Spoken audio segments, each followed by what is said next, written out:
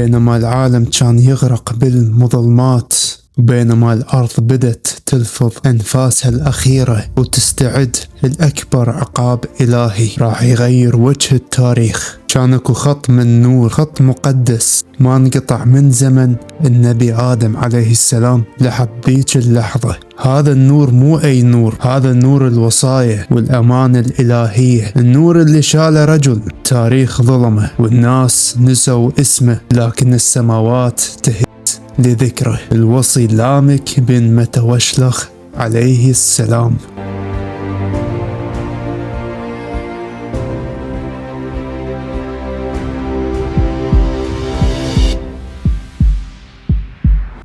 قبل ما ندخل بتفاصيل قصته المرعبة لازم نفهم هذا الرجل منو وشنو ثقله بملكوت الله. لامك هو حلقة الوصول الأخيرة العظيمة بين النبي إدريس والنبي نوح عليهم السلام، نسبه يرجع مباشرة لصفوة الخلق. هو لامك بن متوشلخ بن أخنوخ اللي هو النبي إدريس، بن يارد بن مهلائيل بن قينان بن أنوش بن شيث بن آدم أبو البشر عليهم السلام جميعا. هذا النسب مو بس أسماء نسوالفها، لا، بكتاب تاريخ اليعقوبي والمصادر المعتبرة عند الإمامية هذا النسب يمثل سلسلة الأوصياء. يعني شنو؟ يعني النور الإلهي والسر الرباني كان ينتقل من جبهة إلى جبهة، من نبي لوصي، لحد ما استقر بجبهة هذا الرجل لامك اللي صار الحارس الأخير على أسرار الأرض قبل ما يجي الطوافان. شلون استلم الوصية؟ أنا طبعا ذكرتها بالحلقة السابقة بس أعيدها كنبذة، لأن شباب أكو ناس يدخلون جدد ما متابعين الحلقات السابقة، فننطي نبذة صغيرة. شلون استلم الوصية؟ الروايات وتحديدا ما ذكر المسعودي في كتاب إثبات الوصية تروينا لحظات مهيبة. ليلة تسليم الأمانة متوشلخ أبو اللامك كان هو الوصي والقائم بأمر الله. بعد رفع النبي إدريس للسماء من حسب دنو الأجل وقرب وفاته جمع المؤمنين والخلص ودعا ابن لامك. بذيك الليل متوشلخ التفت لابنه وقال له كلام يهز الجبال، سلمه التركة الثقيلة وورث علوم الأنبياء كلها، وورث الكتب والصحف القديمة اللي نزلت على آدم شيث وإدريس عليهم السلام، سلمه أسرار السماوات والأرض، وعلمه الأسماء العظمى والخطب الروحانية اللي كانت تتناقلها الأوصياء. مو بس هاي، سلمه الوصية الكبرى وعلمه بالوقت اللي راح تفيض بيه الأرض، وبلغه انه من صلبه راح يخرج نبي الله نوح عليه السلام اللي راح يكون آية للعالمين. من هذيك الليلة صار لامك هو الوجه والنور المضيء للمؤمنين. الناس بذيك الفترة انقسموا إلى قسمين، أغلبية عظمى غارقة بالملذات والسحر وعبادة الأصنام، وقسم صغير جدا متمسك بدين التوحيد. هذا القسم الصغير كان يشوف بلامك الملاذ والملجأ، كانت مكانته بين المؤمنين مكانة القائد الروحي والحكيم اللي يحل مشاكلهم، والعالم اللي يذكرهم بالله ويفسر لهم تقلبات الزمان. المؤمنين كانوا يباعون الوجه لامك ويشوفون بيه نور غريب، النور يخليهم يصبرون على العذاب والظلم اللي جاي يعيشوه من جبابرة بابل وبني قابيل. لامك كان يحمل هم أمة كاملة بقلبه، هم أمة كانوا يعرفون انه العذاب جاي بس ما تدري شو وقت. لكن هل كانت حياة لامك هادئة؟ هل الجبابرة وطغى الأرض وسحرة بابل تركوا هذا الوصي يجمع المؤمنين وينشر نور التوحيد؟ والأهم من هذا كله، شلون كان شكل العالم بذيك الحقبة المرعبة اللي سبقت نهاية البشر؟ خلونا نتخيل شكل العالم بذاك الزمان. العالم بزمن الوصي لامك كان العالم مخيف وغامض، وكان يلفظ أنفاسه الأخيرة ويقترب من نهايته. لامك والمؤمنين الخلص كانوا يتنقلون ويعيشون بمناطق قريبة من بابل التاريخية وأراضي السوس. الأقصى المدن بذاك الزمان ما كانت مثل ما نتخيلها بسيطة، لا، كانت مدن عملاقة مبنية بقلاع حجرية ضخمة وأسوار سوداء بناها الجبابرة بمساعدة الشياطين والسحر. الحكم بذاك الوقت كان بيد طغاة ومتمردين ما يعرفون شيء اسمه رحمة. الناس كانت عايشة بحالة من الرعب والفساد، والمدن صايرة عبارة عن غابة، والقوي ياكل الضعيف، والظلم صار هو القانون السائد. الشيء المرعب بذاك العصر هو شلون الناس عافت رب العالمين وراحت للظلامات، عبادة الأصنام والشرك تشرت بشكل مو طبيعي. المصادر التاريخية والتفاسير الإمامية تسولف لنا إنه بني قابيل والجبابرة بذاك الوقت توجيه مباشر من إبليس صنعوا أصنام وضخموها وسوالها طقوس مرعبة. ناس عافت الفطرة وعافت دين التوحيد اللي علمهم بيه آدم وشيث وإدريس عليهم السلام. صاروا يركضون ورا الملذات والشهوات والسحر.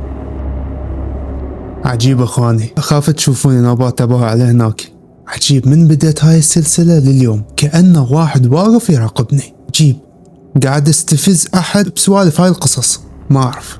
بس نكمل، ما نقطع، نكمل شباب. السحر بذاك الوقت ما كان مجرد خدع، كان علم أسود حقيقي يتعاملون به ويا الجن والشياطين حتى يسيطرون على الناس ويخوفوهم. التوحيد صار تهمة، اللي يذكر اسم الله كان يتعرض للأذية وللسخرية. أعوذ بالله من الشيطان. الجبابرة والطغاة بذاك الزمان وصلوا لمرحلة الاستكبار خلتهم يشوفون نفسهم إله على الأرض. بكتاب كمال الدين وتمام النعمة للشيخ الصدوق يتبين لنا شقد كان حجم الفساد البشري قبل الطوفان. البشر وصلوا مرحلة من القساوة والاعتداء بحيث حتى الطبيعة بدأت تتغير ضد الكفر مالتهم. ما أدري هذا ضوء وراي يأثر. هاي شمس الفجر شباب، يلا خليها شوي واسد. يمكن انتم تحبون المنظر، قلوا لي تحبون هذا المنظر لو اغطيه. زين نكمل. الانهار بدأت تنشف والزرع بدأ يموت والسماء بدأت تحبس خيرها، وكل هذا كان انذار الهي مبكر.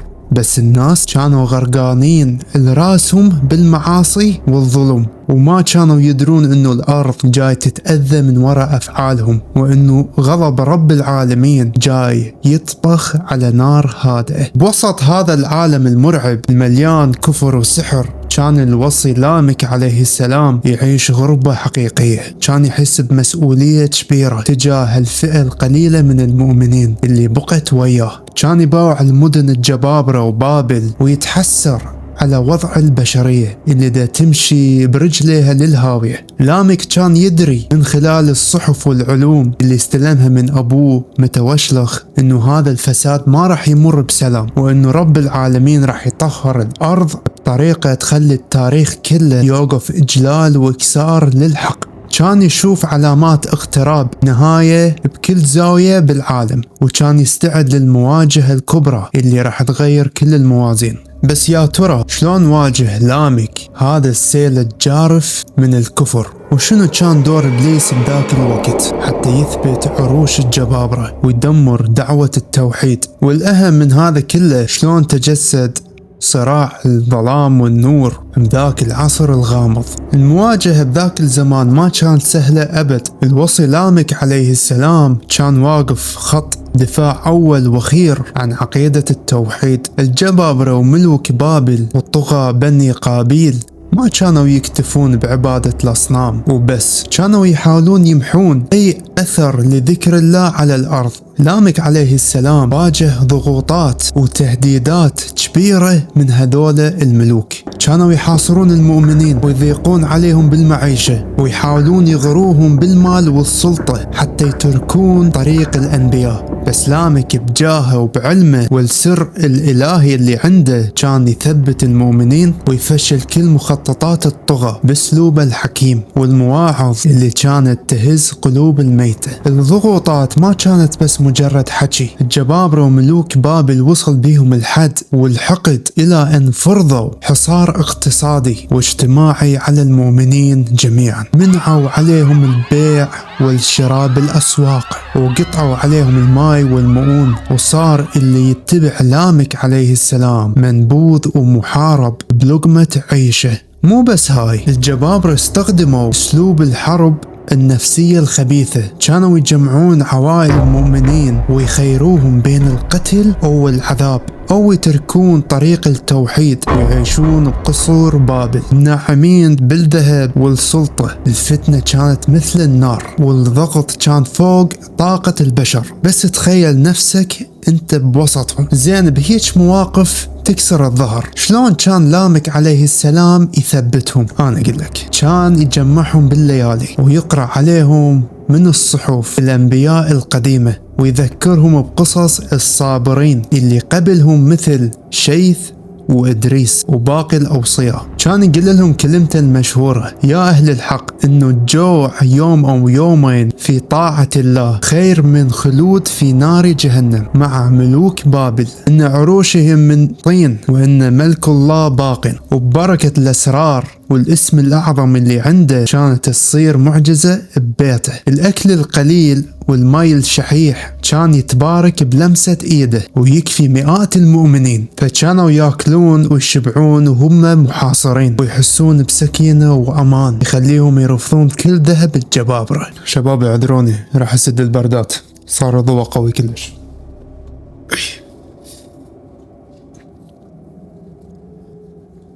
هسه احسن نكمل. اما شلون كان لامك يفشل مخططات الطغى. الجبابرة كانوا يخططون ليسوون مهرجانات ضخمة للسحر وعبادة الأصنام حتى يكسرون هيبة التوحيد قدام عامة الناس ويقولون احنا الأقوى. لامك عليه السلام كان شو يسوي؟ كان يفاجئهم ويحضر بهاي المجمعات بنفسه وبدون خوف، وبعلى صوته وحكمته وبعلمه بالكتب القديمة كان يدخل ويا السحرة بنقاشات ومحاججات علمية وروحية تفضح كذبهم قدام الخطار وعامة الناس. كان يخليهم بعجز تام. كل ما كانوا يحاولون يسوون خدعة سحرية يجي نور الوصي لامك ويبطلها بلحظات. هذا الاسلوب الحكيم كان يفشل مخططات الطغى لأن يخليهم يطلعون بمظهر الضعفاء وعاجزين قدام شعبهم، وبنفس الوقت كان يخلي الناس جدد يدخلون للتوحيد بعد ما يشوفون زيف عروش بابل وقوة السر الإلهي اللي ويا لامك. زين بهيج أجواء مرعبة إبليس شنو كان دوره؟ الروايات التاريخية وتفاسيرنا تسولف لنا إنه إبليس بذاك العصر كتف كل طاقته حتى يضيع البشرية تماما ويخليها تستحق العذاب الكوني. إبليس كالعادة كان يوسوس للجبابرة ويبتكر لهم طرق جديدة بالأغواء. هو اللي علمهم وصنع لهم آلات اللهو والمزامير مثل ما تعرفون. هو اللي فتح لهم أبواب السحر الأسود. فتنة كانت بكل مكان. إبليس كان يريد يخلي الناس ينسون شيء اسمه الآخرة أو عقاب إلهي. صارت الشياطين تتجول بين الناس وتزين لهم الفواحش والظلم لدرجة إنه المنكر صار معروف والمعروف صار منكر. رغم كل هذا السيل الجارف من الفساد والأغواء الشياطين، لامك عليه السلام ما استسلم. كانت عنده أسلحة روحانية عظيمة تعلمها من أبوه متوشلخ وجده نبي إدريس عليهم السلام. كان يجمع المؤمنين بالليالي وكان يقرأ عليهم من الصحف المقررة ويعلمهم الأدعية اللي تحفظهم من وسواس إبليس وسحر السحرة. لامك كان مثل الحصن المنيع. كل ما إبليس يبتكر فتنة جديدة حتى يوقع المؤمنين يجي لامك بنوره وعلمه ويفضح هاي الفتنة ويبين زيفها. الصراع كان صراع حقيقي بين النور والظلام، الصراع على القلوب والعقول. ولامك نجح بأن يحافظ على شعلة النور والإيمان نقية وصافية بقلوب الفئة القليلة اللي بقت متمسكة برب العالمين. من شاف إبليس والجبابرة إنهم عاجزين أمام ثبات الوصي لامك والمؤمنين زاد غيظهم وحقدهم. بس بذاك الوقت كان اكو سر عظيم يلوح بالأفق. سر كان يمنح لامك عليه السلام هالقوة والثبات الأسطوري بوجه عالم كامل من الانحراف. هذا السر هو ارتباطه بأنوار مقدسة قبل لا تخلق الأرض، أنوار محمد وآل محمد صلوات الله عليهم، والتوسل بيهم بذاك العصر المظلم. المواجهة ما كانت بس كلام ومواعظ، لا، كانت معارك حقيقية وصراع طاحن بين الظلام والنور. الجبابرة وسحرة بابل بتحريض مباشر من إبليس اللي كان يتجسد لهم قرروا ينهون وجود المؤمنين للأبد. سيروا جيش ضخم ومسلح بالسحر الأسود وحاصروا الوصي لامك عليه السلام والمؤمنين بوادي معزول. السحرة بدأوا يطلقون ضلال والسموم مرعبة بالهواء حتى يختنقون المؤمنين، لكن هنا تجلت الشجاعة والمعجزة الإلهية للوصي لامك. التفت للمؤمنين وقال لهم: لا تخافون، فإن معي سر الله ونور آل محمد. لامك عليه السلام رفع عصاه وضربها بالأرض. بذيك اللحظة انفجرت معجزة هزت الوادي كله. طلع نور أبيض وعظيم شق الظلام، وجدار من الطاقة النورانية حرك كل طلاسم السحرة وسحق كيد إبليس. الشياطين اللي كانت تسند جيش بني قابيل بدت تصرخ وتنحرق من حرارة هذا النور الطاهر. الجبابرة من شافوا سحرهم انقلب عليهم، وقائدهم الساحر الأكبر وقع مرعوب ومات بمكانه من شدة الصدمة. تشتت جيشهم وشردوا وهم يجرون أذيال الخيبة والذل. هاي المعجزة خلت اسم الوصي لامك يرعب قلاع الجبابرة بابل لسنوات طويلة. وبعد هاي الانتصارات والمعاجز اجى يوم الموعود، اليوم اللي انتظرته السماوات والأرض، ليلة ولادة النبي نوح عليه السلام. ذاك اليوم صارت أحداث عجيبة غريبة ذكرتها الروايات. السماء تغير لونها والشهب كانت تنزل مثل الحرس حول بيت لامك لحمايته من الشياطين اللي كانت تحاول تقترب. ومن انولد الطفل المبارك ما كان ولادته طبيعية. البيت انترس نور يغشي الأبصار، والطفل نوح عليه السلام بمجرد ما نزل للأرض سجد لرب العالمين وأنطق بالشهادة. لامك عليه السلام خر ساجدا لله يبكي من الفرح والمهابة، لأن يدري أنه هذا الطفل هو العبد الشكور اللي راح تنبني على ايده سفينة النجاة. بنفس اللحظة اللي انولد بها نبي نوح عليه السلام اهتزت عروش ملوك بابل. الأصنام اللي كانوا يعبدوها ويفتخرون بيها بدأت تنشق وتوقع على وجهها وتتكسر وتتحول إلى حطم من دون ما يمسها أحد. إبليس صرخة غضب عظيمة لمت الجن والشياطين من كل أقطار الأرض. كان يصرخ ويقول لهم: ولد الليلة العبد الذي سيمحيكم أنتم وأتباعكم من الأرض. الكفرة والجبابرة عاشوا ذاك اليوم حالة من الرعب والذهول، وعرفوا أنه زمن طغيانهم بدأ يعد أيام الأخيرة، وأن النور الوصي لامك امتد ليكون فجرا جديدا للبشرية. كبر نبي نوح عليه السلام تحت رعاية أبوه الوصي لامك اللي علمه كل علوم السماء وأسرار الأنبياء السابقة وجهزه لمهمته المستحيلة. ومع تقدم السنين بدأت تظهر علامات مرعبة بالأرض وبالسماء، أحلام مخيفة، تغيير بالطبيعة، وأصوات تحذر من نهاية العالم.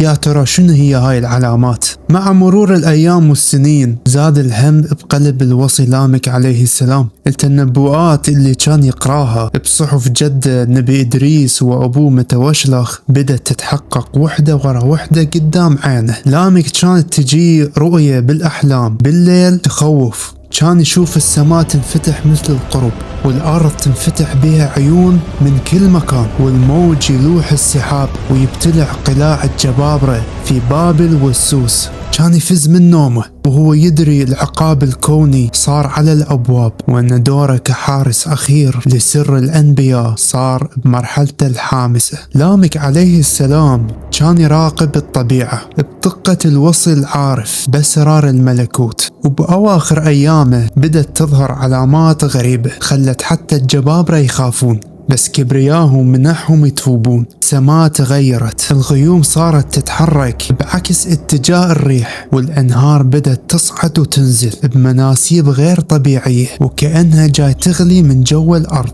لامك كان يسمع أصوات خفيفة بالهواء، أصوات تسبيح ملائكي حزين يعلن اقتراب أمر الله. الحيوانات والطيور بذيك الحقبة بدأت تهاجر لمناطق قريبة من لامك، لأن الفطرة مالتها كانت تحس بالأمان يم نور الإلهي اللي يحمله هذا الرجل. هنا تجلى دور لامك كمخطط وممهد لعصر الطوفان. قبل لا تبدي حلقة نوح وقبل لا تنزل الأوامر المباشرة ببناء السفينة، لامك كان هو اللي يخلي الحجر الأساس الروحي والعلمي. جمع ابن نوح وبدأ ينقل له أسرار بدقة، علمه شلون يقرأ تقلبات السماء، سلمه المقادير والقياسات الهندسية المحفوظة بالصحف القديمة، وقال له: يا ابني، إن الأرض ستطهر بالماء، وإن الله سيجعل لك آية، فإذا رأيت النذر اكتملت فاستعد.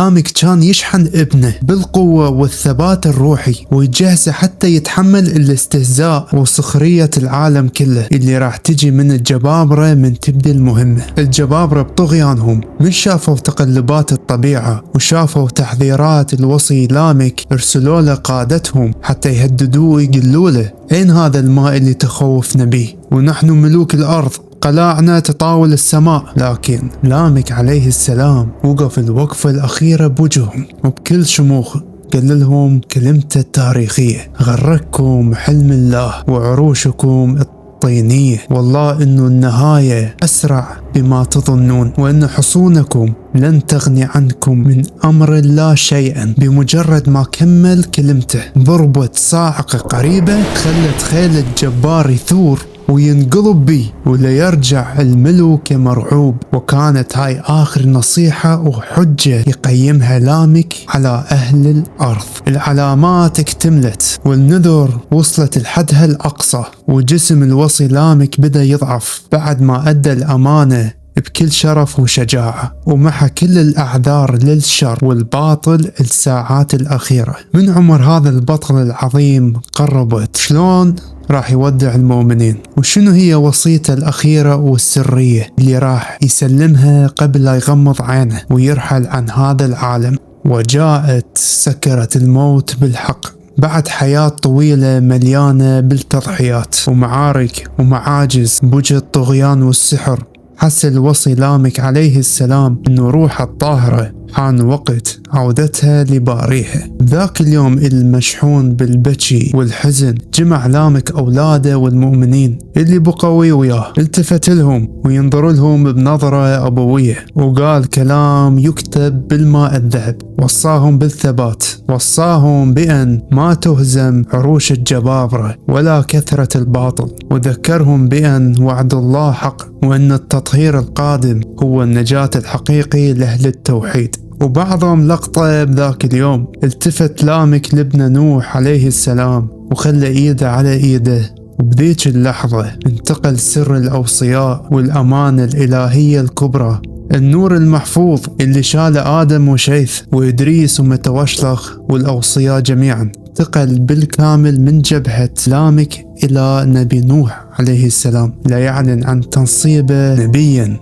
وقائدا ووصيا بأمر الله. لامك قال بصوت مقتطع بس مليان قوة: يا ابني، لقد أديت أمانتي وهذا زمانك، فأصبر كما صبر أبواك فإن الله معك. نوح عليه السلام قبل إيد أبوه والدموع تسيل على لحيته الشريفة خضوعا لأمر الله، وفاضت روح الطاهرة إلى ملكوت السماوات. مات الوصي العظيم لامك بن متوشلخ عليه السلام بعد ما حمى التوحيد بسوى حقبة مرت على البشرية. الحزن كان مو طبيعي بين المؤمنين بذاك اليوم، شعروا بأنهم فقدوا الجبل والملجأ والحصن الروحي اللي كان يحميهم من طغيان الجبابرة وسحرهم. شالوا جنازته المهيبة بقلوب مكسورة وعيون تارسها الدمع، ودفنوه بأرض السوس وهو مغطي بدعوات وثبات أهل الحق.